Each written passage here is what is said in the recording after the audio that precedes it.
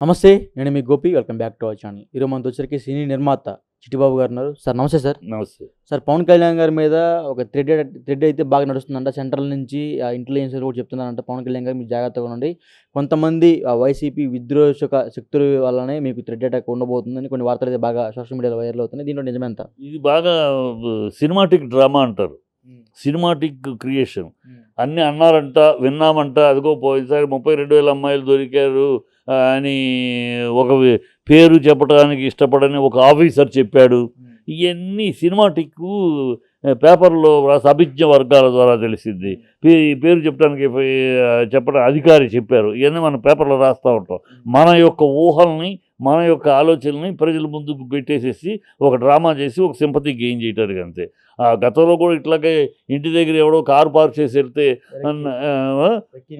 రక్కీ నిర్వహిస్తున్నారు, హైదరాబాద్ చేశారు. తర్వాత పోలీసు దాన్ని చేసి ఏమీ లేదు, అతను ఒక కారు అక్కడ పార్క్ చేసి వెళ్ళిపోయాడు అంతే.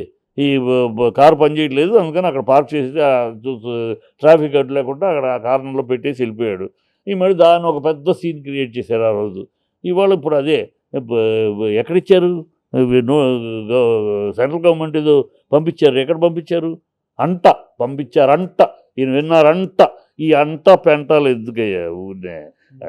ఇవన్నీ ఎందుకు? ఎవరికి అవసరం? అంటే జగన్మోహన్ రెడ్డి గారు ఓడిపోవడానికి ముఖ్య కారణం పవన్ కళ్యాణ్ గారు కాబట్టి జగన్ను చంపడానికి ప్రయత్నించారు వీళ్ళు. అందుకనే గెలుస్తూ పొరపాటును మనం ఓడిపోతామని జగన్ని చంపండి, చంపితే నీకు దిక్కెవరని చంద్రబాబు అందుకే అన్నాడా? రాళ్ళేసి కొట్టండి అని చంద్రబాబు అందుకే అన్నాడా? చంపడానికి వ్యూహమా? ఏం మాట్లాడతారు? రాజకీయాల్లో హత్యలు ఉండవు, భౌతిక హత్యలు ఉండవు, రాజకీయ హత్యలు ఉంటాయి. చెన్నారెడ్డి గారు ఎప్పుడో చెప్పారు, ఎప్పుడు రాజకీయాల్లో హత్యలు ఉండవు, భౌతిక హత్యలు ఎప్పుడు ఉండవు, రాజకీయంగా హత్యలు ఉంటాయి. రాజకీయంగా హత్యలు అంటే వాళ్ళ దీన్ని తగ్గించడం జరుగుద్ది. ఇవాళ పవన్ కళ్యాణ్ ఉన్న సమస్య ఇది కాదు. పవన్ కళ్యాణ్ మీద ఇది ఎన్ని ఉన్నాయి సింపతి గెయిన్ చేయడానికి, ఏది చేయడానికి. ఆయన చంపితే ఎవరికి ఏమొస్తుంది? ఎవరికి ఏం రాదు. ఆయన చంపితే చంద్రబాబుకి అడ్వాంటేజ్ వస్తుంది తప్పితే ఇంకోటికి రాదు. చంద్రబాబుకి లోకేష్కి పోటీ లేకుండా పోతాడు. ఆయనకు అడ్వాంటేజ్, ఎవరికి అడ్వాంటేజ్ వదలదు కదా. ఇవాళ గెలిచింది జగన్ గారికి అడ్వాంటేజ్. చంద్రబాబు గెలిచాడు, చంద్రబాబు గెలిచాడు. చంద్రబాబు తర్వాత లోకేష్ ఉన్నాడు. జూనియర్ ఎన్టీఆర్ కూడా ఉన్నాడు.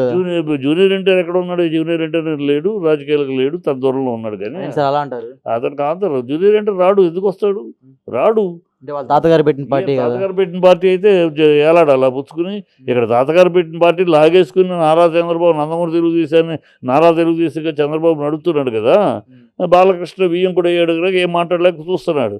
అది ఈ ఊరినే అతని పేరు ఎందుకు? అతను ఏదో పాప అతని ప్రొఫెషను, అతని హీరోగా అతను నమ్ముకుని ప్రొడ్యూస్ డైరెక్టర్లు వాళ్ళ కోసం కష్టపడుతూ శ్రమిస్తూ ఉన్నాడు. అతను ఎందుకు లాగుతారు ప్రజానికి? అతనికి వీళ్ళే దూరం పెడుతున్నారు, మళ్ళీ అతను రావట్లేదు అంటారు. దూరం పెడుతున్నారు లోకేష్ కోసం. దూరం ఏం పెట్టలేదు కదా. మొన్న గెలిచినప్పుడు కూడా ఆల్ ది బెస్ట్ మామయ్య, all the best Pawan Kalyan చెప్పారు కదా. కొన్ని మీటింగ్లు చూసారు, అంతటి స్టార్ వస్తే అతనికి మూల సీటు, మెయిన్ సీట్లో అతను లేకుండా మూల seat. Intentionally insulting. So that అతను రాడు అని, రాకుండా ఉండాలి. వస్తే నష్టం ఎవరికి? అతనికి వస్తే ప్రయోజనం పార్టీకి, కానీ నష్టం ఎవరికి? చంద్రబాబుకి నష్టం. తన కొడుకు ముందు తేలిపోతాడు. తను వచ్చి చుట్టూ తేలిపోతాడు. అది చంద్రబాబు. అందుకని చంద్రబాబు దూరం పెడుతున్నాడు. నాకేం అవసరం? నాకు అవసరం లేదు రాజకీయాలు. ఆ సమయం వచ్చినప్పుడు వస్తాను. ఇప్పుడు హ్యాపీగా 20 ఏళ్ళ కెరీర్ ఉంది, మహత్తరమైన కెరీర్, ఇంటర్నేషనల్ కెరీర్ ఉంది. అతనికి ఈ చచ్చు రాజకీయాలు, ఈ రొచ్చులు అతనికి ఎందుకు? హ్యాపీగా ఉంటాడు అతను. కనుక అతను లాక్కండి. ఇక్కడ నష్టపోయేది పవన్ కళ్యాణ్ కాదు. పవన్ కళ్యాణ్ చుట్టూ ఉన్నవాళ్ళు ఇలాంటి డ్రామాలు క్రియేట్ చేయటం, జనాలు ఏదో సింపతి గెయిన్ చేయడానికి కాకుండా చేయాల్సిందంటే ఇప్పుడు చంద్రబాబు తనని నొక్కుతాడు, తొక్కుతాడు. తన కొడుకును ప్రమోట్ చేయడానికి 2029 నాటికి లోకేష్ కాబోయే ముఖ్యమంత్రి, లోకేష్ పార్టీ అధ్యక్షుడిగా ముందుకు తీసుకెళ్తున్నప్పుడు అతనికి అడ్డు ఎవరవుతావు? నువ్వే అవుతావు, నీ ఫ్యాన్సే అడ్డు అవుతారు. కనుక నిన్ను బదనాము చేయడానికి వ్యూహాలు పన్నుతాడు. నిన్ను బదనాము చేయడానికి, నిన్ను తగ్గించడానికి, తొక్కడానికి, నొక్కడానికి ప్రయత్నిస్తాడు. అంటే బయట ఒక వార్త అయితే బాగా వైరల్ అవుతుంది, టీడీపీ జనసేన కలిస్తే వైసీపీకి పుట్టగతులు ఉండవంట. ఎవడికి ఎందుకయ్యా? ఇంకా అయిపోయింది దాని పుట్టకథలు. ఓడిపోయిన పార్టీ అది గెలిచే రోజు 29 దాకా ఉంది. దీని మీద ఎన్నాళ్ళు బతికేస్తారు మీరు? ఎన్నికలు అయిపోయింది, ఇంకా ఎన్నాళ్ళు ఇలాగే బతికేస్తారు?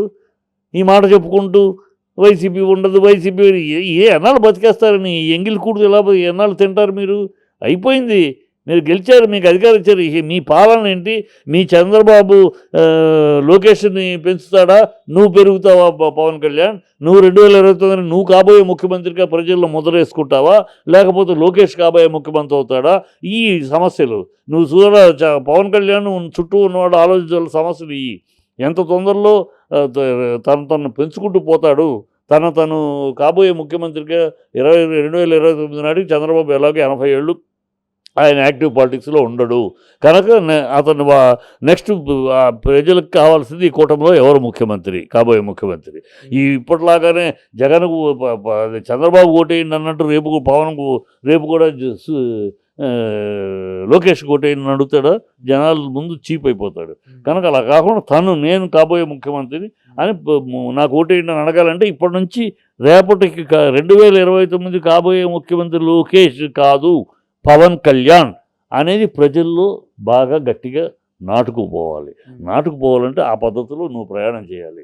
చంద్రబాబు వేయబోయే వ్యూహాలకు ప్రతి వ్యూహాలు వేసుకోగలిగిన శక్తి సామర్థ్యం ఉన్నవాళ్ళని నీ చుట్టూ పెట్టుకోవాలి. ఇది జరగబోయేది. చంద్రబాబు తన కొడుకులు కాకుండా నిన్నే అంటే ఇప్పుడు చంద్రబాబు గారికి వయసు అయిపోయిన తర్వాత నారా లోకేష్ గారి పార్టీని లీడ్ చేయలేరని మీరు అంటున్నారా? అదే చేస్తారు చంద్రబాబు. నారా చంద్రబాబు చేయబోయేది నారా లోకేష్నే ప్రమోట్ చేస్తాడు. ప్రమోట్ చేస్తే నష్టపోయేది ఎవరు? అది అర్థం చేసుకోవాలి పవన్ కళ్యాణ్. అలా కాదు మా మిత్రపక్షము మమ్మల్ని చంద్రబాబు లోకేష్ కాదు నన్నే ప్రమోట్ చేస్తాడని కనుక అనుకుంటే పవన్ కళ్యాణ్ అంతకన్నా భ్రమ, అంతకన్నా అమాయకత్వం మరొకటి ఉండదు. ఖచ్చితంగా చంద్రబాబు తన కొడుకునే ప్రమోట్ చేస్తాడు. నేను ఎంతైనా నీ వల్ల వాడుకుంటాడు. ఇప్పుడు ఎన్నికల్లో నేను ఎట్లా వాడుకున్నాడు, రేపు వాడుకుంటాడు. కానీ నేను ముఖ్యమంత్రి పదవికి రానివాడు. అది ఎందుకంటే తన కొడుకున్నాడు. కొడుకు లేకపోతే వేరు. కొడుకున్నాడు, కొడుకునే ప్రమోట్ చేస్తాడు. నారా లోకేష్ కాబోయే రాష్ట్ర పార్టీ ప్రెసిడెంట్, నారా లోకేష్ కాబోయే ముఖ్యమంత్రి. అట్లాగా ఆయన పావులు కదులుతూ ఉంటాడు, వ్యూహాలు పన్నుతూ ఉంటాడు. ఆ వ్యూహాలు పన్నుతూ ఒక పక్క తన కొడుకును పెంచుతూ వ్యూహాలు పన్నుతా ఉంటే వ్యతిరేకంగా ఉన్న జనసేన కార్యకర్తలు, జన సైనికులు, జనసేన నాయకులు ఖాళీగా కూర్చొని చూస్తూ ఉంటారంట. అదే అన్నా, మరి చూస్తూ ఉండకుండా ఉండాలి. నువ్వు కామ్గా ఉంటే వాళ్ళు ఎందుకు లేస్తారు? పవన్ కళ్యాణ్ దాని ఆమోదం కింద చూస్తూ ఉన్నాడు అనుకో, కార్యకర్తలు ఏం చేస్తారు? కనుక చూడకుండా ఆ వ్యూహాన్ని ప్రతి వ్యూహం చెయ్యాలి. అది లేదు నేను చూస్తాను ఎన్నికల దాకా అప్పుడు చూస్తానంటే అప్పుడు చేతులు కాలినాక ఆకులు పట్టుకున్నట్టు అవుద్ది. తన ముందున్న సమస్యలు తన ముందున్న సమస్యలు ఆడపిల్లల్ని కాపాడి ప్రజల ముందు తన నిజాయితీ నిరూపించుకోవాల్సిన అవసరం ఉంది. అదొక పాయింట్. రెండోది తన ఎదుగుదలకి ప్లాన్ వేసుకోవాలి. ఎదుగుదలకి అడ్డొచ్చే సమస్యల్ని వ్యూహాలకి ప్రతి వ్యూహం వేసుకునే పద్ధతిలో వెళ్ళాలి. అది అతను జాగ్రత్త పడాలి. అవి వదిలేసి ఏదో ఈ రెక్కి అప్పుడులాగా నా మీద ఉంది, ఎవడొచ్చాడు, ఏదో ఆర్డర్ ఎక్కడుందా, నేను ఎంక్వైరీ ఏమన్నా ఉందా, ఏమీ లేదు. హోమ్ డిపార్ట్మెంట్ నుంచి ఏమీ ఇన్ఫర్మేషన్ రాలా. అదే మొన్న చెప్పినట్టు ఎవడో ఒక ఆఫీసర్ చెప్పాడు అన్నట్టు చెప్పడం. అది ఎందుకు ఈ డ్రామాలు ఎందుకు? ప్రజలు గెలిపించారు. సింపతీలతోటి క్రియేట్ చేసుకుని స్టోరీలు క్రియేట్ చేసి డ్రామాలు క్రియేట్ చేసి ఏదో మనం అనుకుంటే ఎందుకు? పని చేసి ప్రజల ఆమోదం పొందండి. రేపు కాబోయే ఫ్యూచర్ ముఖ్యమంత్రి ఇదే అన్నట్టు ప్రజల్లో ఒక సుస్థిరమైన అభిప్రాయం ఏర్పడేటట్టు పాటుపడండి. Hats off. ప్రజలు కూడా సంతోషపడతాడు. నువ్వు ముఖ్యమంత్రి కావాలని కోరుకున్న ప్రజలు ఓకే మావాడు అయ్యాడు, ఎన్నాళ్ళకి ఒక కాపు నాయకుడు ముఖ్యమంత్రి అయ్యాడు, సంతోషపడతారు కాపు వర్గం అంతా. ఆ దిశగా పయనించండి అంటున్నాను. ఇవన్నీ ఈ డ్రామాలు ఇవన్నీ వద్దు. పని చేయండి, మీరు చేయండి. మీ దిశ రేపటి ముఖ్యమంత్రిగా ఎదగాలంటే మీ అడ్డంకులు అంటే మీకేం అడ్డంకులు వస్తాయి? రేపు పవన్ కళ్యాణ్ కాబోయే ముఖ్యమంత్రి అంటే ఎలాంటి అడ్డంకులు వస్తాయి, ఎక్కడి నుంచి వస్తాయి, ఏ కారణం నుంచి మీకు వాటిని ఎట్లా ఓవర్టేక్ చేసుకుంటూ ఎట్లా పక్కకు తోసేసుకుంటూ మీరు అలా ముందుకు ప్రయాణం చేయాలి. వీటిని ఆలోచించుకోండి. ప్రజలు ఎదురు చూస్తుంది అది. ఏయో సాధిస్తారు. రేపు 2029కి మా వాడు నాయకుడు అవుతాడు అంటున్నారు. అక్కడ లోకేష్ అంగీకరించడం అంత ఈజీగా. లోకేష్ని చంద్రబాబే ఒప్పుకోడు. తన కొడుకు కాకుండా మొత్తం పార్టీని క్లోజ్ చేస్తాడా? చేయడుగా. తన కొడుకే అప్పచెప్పాలి. దానికి అతను చిత్రత 40 ఏళ్ళ అనుభవం, 14 ఏళ్ళు ఇప్పుడు 14 + 5 19 ఏళ్ళు అవుతుంది. 19 ఏళ్ళు ముఖ్యమంత్రిగా ఉండటం. అన్నీ ఉపయోగిస్తాడు, అన్నీ ఉపయోగించి చేయాల్సింది చేస్తాడు. Okay sir, thank you.